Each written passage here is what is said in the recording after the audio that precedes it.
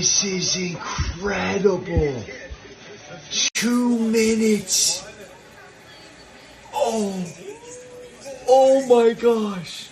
They're saying no touchdown. Holy cow. Welcome back to your Valley Sports Plugs Arizona Cardinals recap for Game 3 of the 2024-2025 season. I'm Chris Patrick with Michael Benjamin and VSP Tallman. We're here to break it all down for you. Week 3 saw the Redbirds at home as they welcomed Jared Goff and the Detroit Lions to State Farm Stadium in Glendale. The Cardinals looked to capitalize on their strong performance in Week 2, and while this was a hard-fought game, unfortunately, the Cardinals would fall 20-13 by the final whistle. They are now 1-2 on the season. But let's go ahead and dive right in. Tallman, what are your thoughts on this Week 3 matchup? Oh, fellas, we have our second one-score loss of the season. It was another hard loss that we had to watch, similar to what we saw Week 1 in Buffalo, with many chances for this team to win. And even what seemed like a chance for the Tallman ticket to win, right? We were off to a hot start, nailing 2 of the legs on that 4-leg parlay right away. But James Conner, whenever you see James Conner, 9 rushes, 17 yards, something did not go well for this team. And let's start there.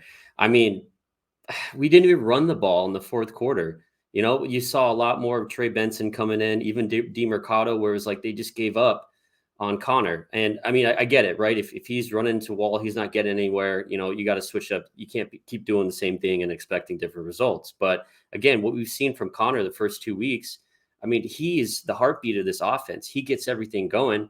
And not running the ball in the fourth quarter, I mean, we were just one-dimensional. And it kind of looked like Kyler Murray took a little bit of a step back after the best game of his career, arguably last week. So and another stat, I heard this morning, is crazy. The last 24 games that the Cardinals had under 80 rushing yards as a team, they are 1-23 in those games. So this team does not win if we can't rush the ball. So, but really what it came down to, the Lions were more physical than the Cardinals. I mean, they were playing the type of football that the Cardinals want to play, right?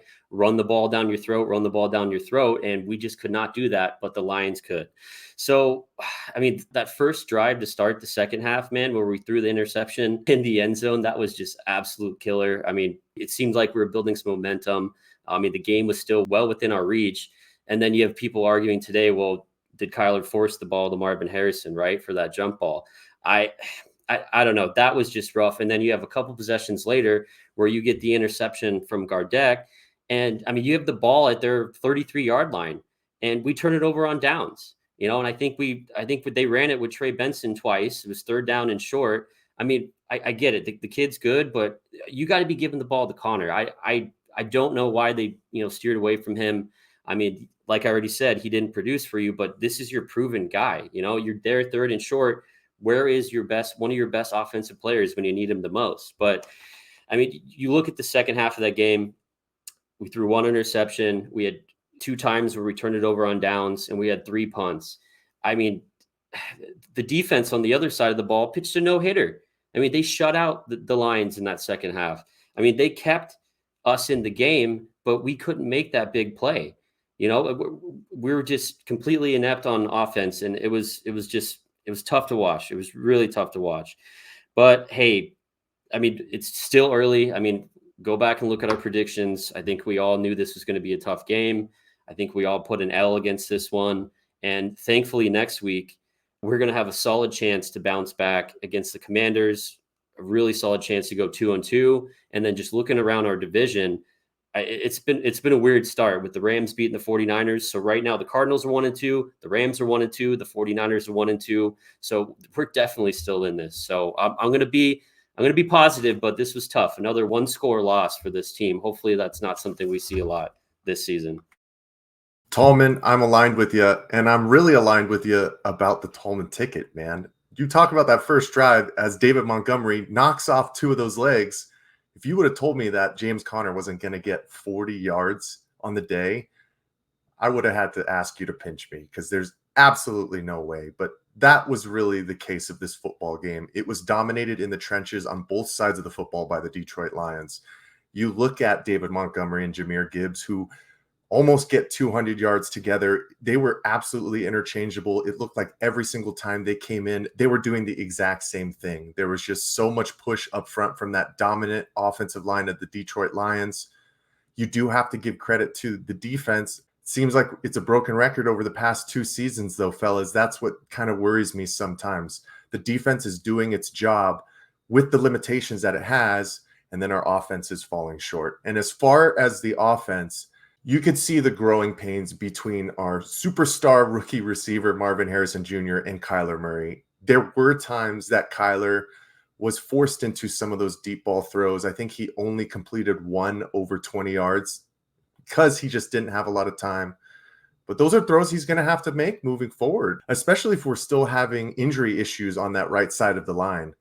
We're going to give some credit to Jackson Barton and what he was able to do in somewhat containing Aiden Hutchinson. Yes, he didn't have a sack until later in that game after Jackson got hurt, but they couldn't run the football to the right side.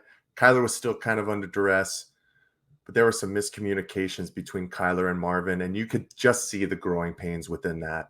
And I'm very confident that they'll be able to wrangle it in. But fellas, if you really think about it, at the end of the day, our 2 losses this year are against title contenders, both in the AFC and the NFC, and we held our own. But like we said again, this is not the season of moral victories.